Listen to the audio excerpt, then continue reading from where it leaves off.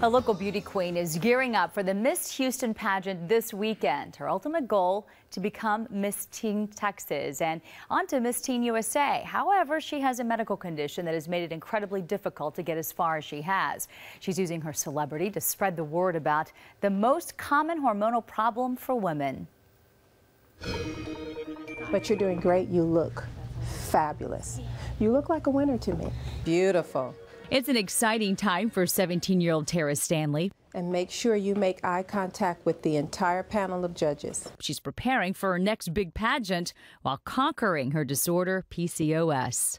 Well, when I first got diagnosed, my doctor told me that I had the possibility of not being able to have children, and I was prone to morbid obesity. And so that was kind of scary, just because, like, no girl wants to be told, like, any of those things. She had never even heard of PCOS, but it was really messing with her health and lifestyle. Reproductive endocrinologist Dr. Randall Dunn provides insight.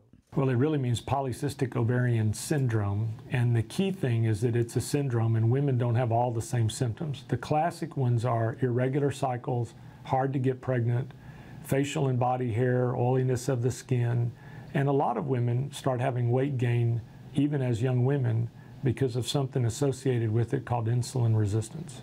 Extreme weight gain is what prompted Tara to seek help her freshman year. I was training and eating well, but I wasn't able to get the weight off. And so my mom realized that something was kind of going on. Tara has relied on her mom to help her through the tough times. It was really difficult. I mean, just watching her kind of get bigger, and you're just, you know, she's working with a trainer. I've got her going to a nutritionist, and she's still getting bigger, and I'm going, what's going on? You know, why is she gaining weight? And, you know, of course, being the competitive dancer, too, that extra weight on her knees, on her ankles, and stuff like that, on her back, I was just like, it was frustrating. And, you know, to know that she has dreams and that she had goals, and, you know, trying to help her, you know, achieve those goals, but also, you know, concerned about her health. Tara gained 30 pounds in 3 months. After I found out that I had PCOS, I kind of thought that I wasn't going to be doing any more pageants, just because I knew that it was going to affect me in the weight area. And so just knowing that I can do these pageants and that I can get out there and go on stage and rock my walk in a bathing suit, I think that's definitely something really awesome. The normal protocol for PCOS is high estrogen birth control pills, and then the metformin. And metformin's a diabetic medicine that they use for PCOS, and that one just has really harsh side effects, and it just didn't work. I mean, her stomach was hurting. She was having really bad migraine. That's when Sherilyn began her online search for answers and came across the website PCOSdiva.com. The site provides meal plans and boasts being a PCOS diva is not about the 3 Ds, diet, deprivation, and denial, but about the 4 Ns, nourishment, new food, and being nurturing and nice to yourself. And the difference just in Tara on this meal plan, just in these 3 months, I mean, she's lost 7 pounds, which for a PCOS girl is huge. I mean, she's been working with a trainer and a nutritionist for 2 years and stayed at exactly the same weight. And we go to clean eating, and she loses 7 pounds. She's, you know, had 2 periods. She's been regulated, and so it's like it's made a huge difference. And I can't even tell you what a blessing it is. The plan has Tara cutting out gluten, dairy, soy, and refined sugar from her diet. That's tough for a teenager.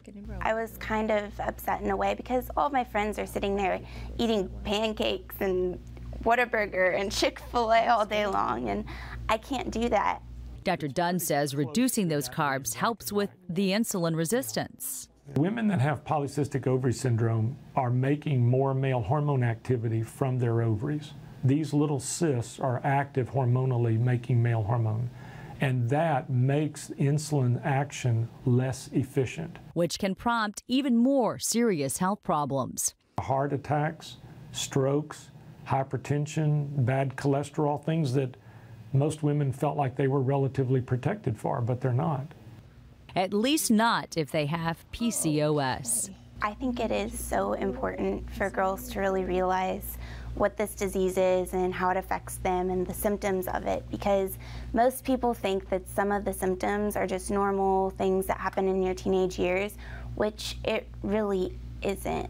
And so if you even have like some sort of idea that it might be going on, so you definitely need to be checked out, because the earlier you find out, the better it is. So much better. Dunn, who is affiliated with Women's Hospital of Texas, says there's not a test that can give you an accurate idea if you suffer from PCOS. You just have to look at the symptoms. He says 3 things have to take place to control it: the types of food you eat, portion control, because people with PCOS should never overindulge because it raises insulin levels, and exercise regularly.